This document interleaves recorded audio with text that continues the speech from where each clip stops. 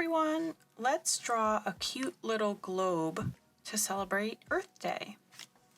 Now, we're going to draw a big circle basically in the middle of our page. If you don't feel comfortable drawing a circle, feel free to grab something that you have. See, I made a little mistake there, no worries.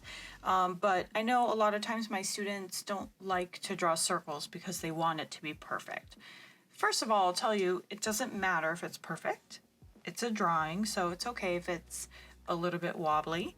But if you really want to have a perfect circle, you can always just grab something circular that you have at your house. Like, for example, I have this little paint jar at my desk, and then you can just put it down, hold it with one finger, and trace around it, okay? That's kind of a good trick in case you won't actually do want to get a very perfect circle, okay? But for me, I just go for it. I don't even worry about it being perfect. Okay, so a globe, of course, has sort of like a little post going through the whole globe so that it can spin, okay? So we're gonna draw that part.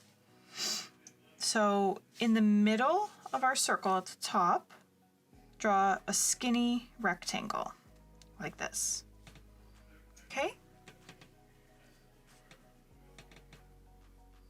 And then you want to kind of imagine that this is going right through here, and you kind of want to continue this long skinny rectangle in about the same place underneath, okay? So how I do that is that I kind of just draw an imaginary line without actually drawing, and then you continue the line there.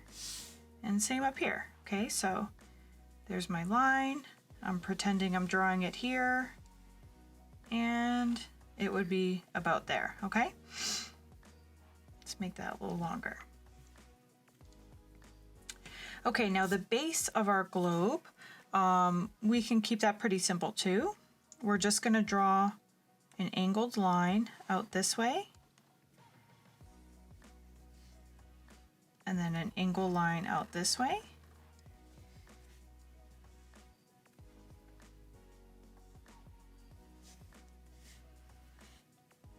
And then a straight line here and a straight line there. Try to make them about the same size, okay? Because you're going to connect these two lines in a second, okay?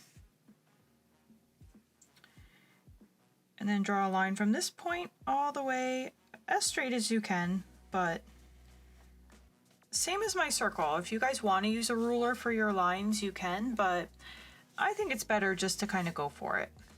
It's okay if it's a little bit wobbly. It'll give your picture some personality. Okay, now we have to draw kind of like a big curved C from here all the way there, okay? So we actually have to draw two. So the first one, let's draw it really close to our circle. So watch me first if you need to. So we're gonna start here, and we're gonna try to draw it pretty close to our circle here, okay? Without crashing into it. You might have to draw it super slow so that you can do it without bumping into it, okay?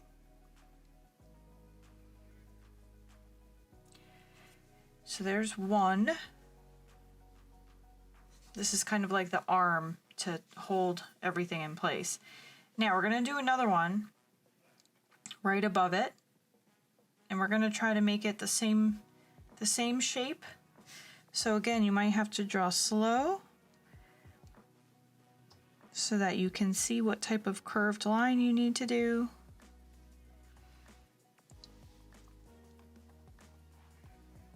There we go. Okay. So that's the basic structure for our globe. Now we kind of have to do the hard part, which is let's draw some stuff inside, which means we're going to draw some of the continents. And of course the continents are very detailed. If you've ever seen a map, you'll see that it would be almost impossible for me to show you how to draw it exactly. So we're just going to kind of draw a very simplified picture of the Earth, okay? So we can start up here. And usually what people do, this is just kind of like a random fact, but depending on where you live, the map that you're looking at usually has your country in the middle, okay? So we're going to kind of put the United States on this side, okay? So let's see, let's start right here, okay? And we're just going to kind of do a little bit of a wobbly line. Okay, you might need to watch me first and then go back and do it, okay? So I'm just going to do a little bit of a wobbly line. This would be like where like California is. And then we're going to go up a little bit and down. And if your continents, if your land doesn't look anything like mine, and instead it just looks like a bunch of wobbly lines or blobs, don't worry about it. That is totally fine, okay? I'm just showing you a very rough estimate of kind of what these continents will look like, okay? So anyways, this would be kind of like California.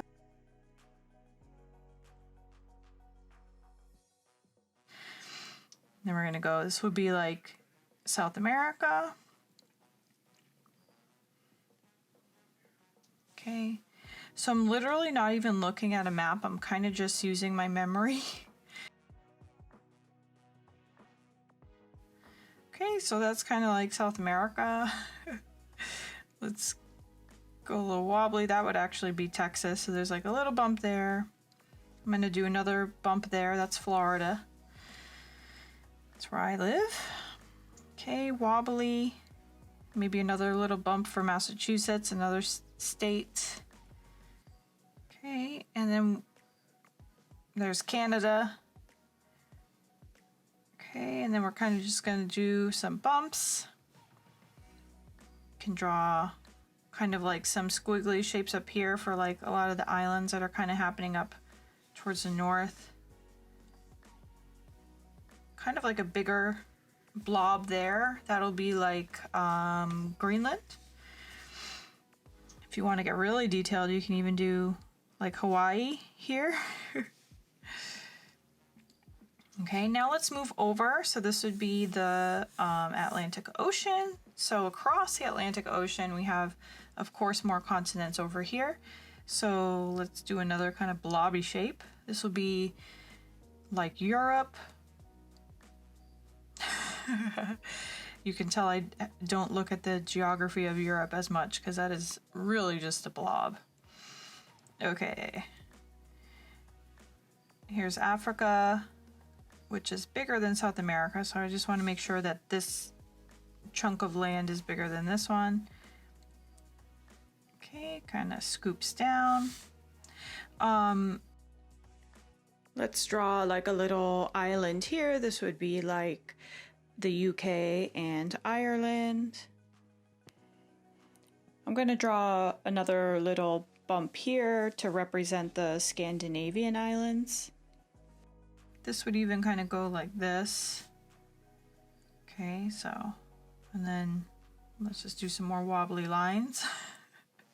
Okay, so that actually ended up looking way more detailed than I had imagined. Okay, so again, don't stress. You don't have to erase any lines if you're trying to get it exactly like mine, because again, mine isn't perfectly like the Earth anyways. You can also, if you want, look at a map. Actually, I'll put one on the screen for you right now. So that's what it would actually look like in real life, okay? But this is just a cartoon, so no worries. Okay, so let's make this a cute globe, okay? So let's give this guy a little face. It's Earth Day this week, so this is our picture to show the Earth some love. Maybe we put some hearts. So a scooped line there, kind of like two upside down J's. My son is 4 and he has a really tough time drawing hearts. He draws them with a very rounded bottom. So you go up and down. So this is kind of like a J, and then you do that again here, okay? So make sure your hearts have a pointy end. Okay, maybe I put one here. Maybe he has some arms, so you can have like an arm coming up like that. 1, 2, 3. Let's give him 4 fingers. I'm not sure how many fingers a globe would have, but I gave him 4 fingers. And then let's give another arm over here. 1, 2, 3, 4 fingers. And down. That is really the happiest little globe I've ever seen. Okay, so I'm happy with my drawing now. I am going to color. Now, I won't fast forward this part, but I will play some music so that we can color along together, okay? And I will talk to you at the end.